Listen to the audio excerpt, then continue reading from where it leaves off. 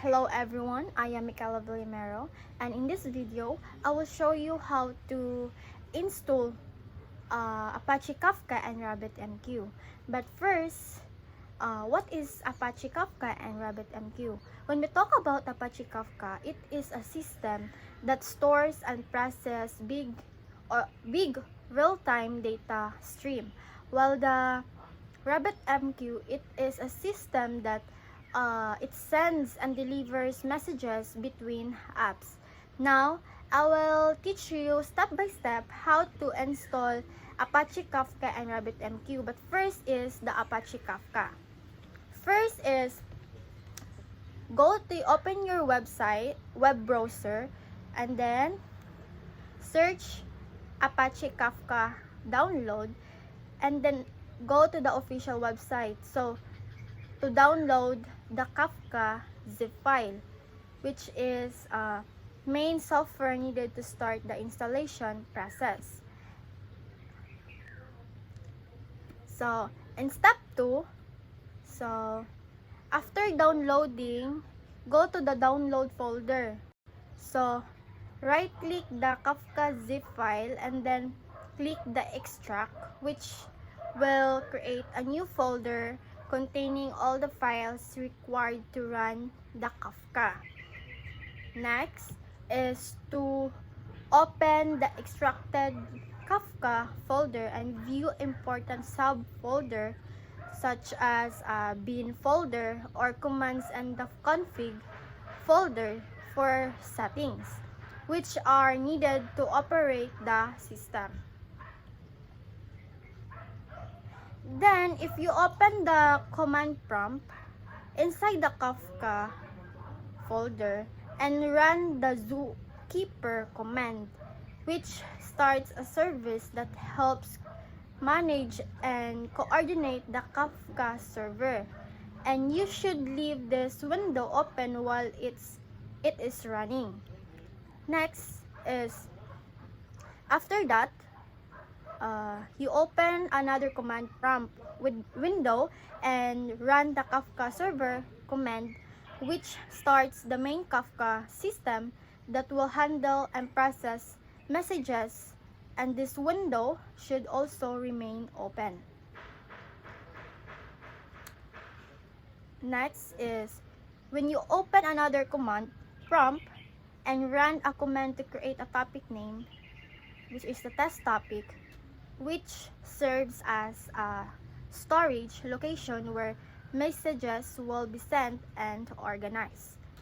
And next, after that, you run the producer command in another command prompt. So you open another command prompt so that you can run the producer there and type message such as hello, hi, or test, which are sent to the Kafka topic and stored by the system.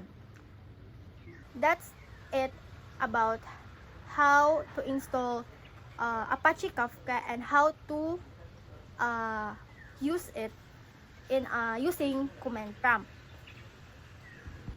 Now we're done in Apache Kafka, and now let's proceed to rabbitmq.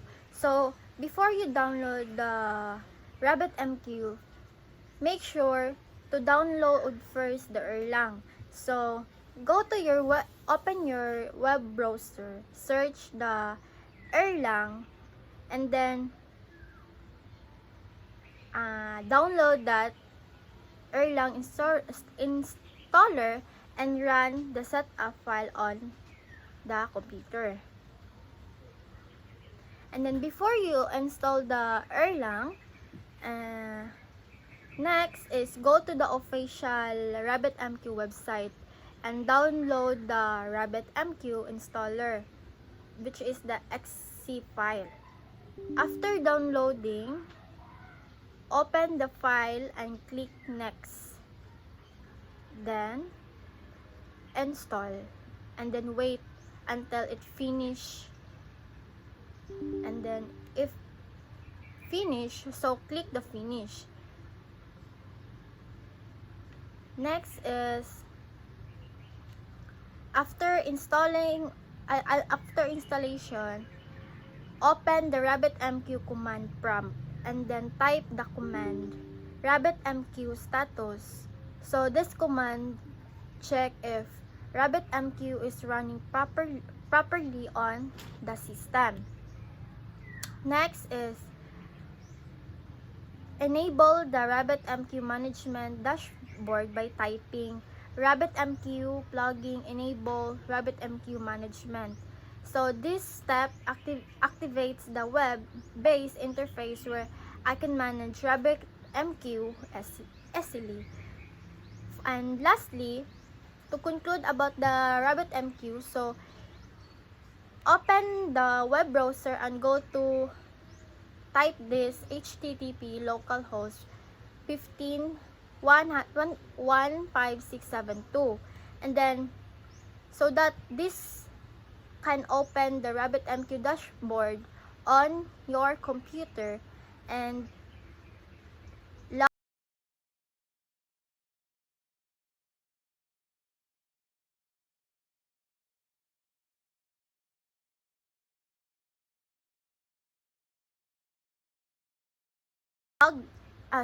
log in using, if you log in using default username like guess and password guess, so you can now see and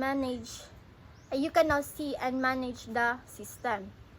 And that's it about the rabbitmq and the apache kafka how installation. And then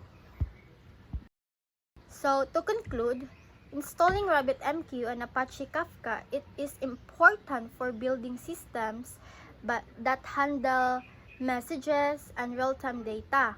So rabbitmq is used for fast message delivery, while the Kafka is used for handling large data streams. So both Kafka and rabbitmq help the application communication efficiently and work reliable. That's it. Thank you. Choo choo.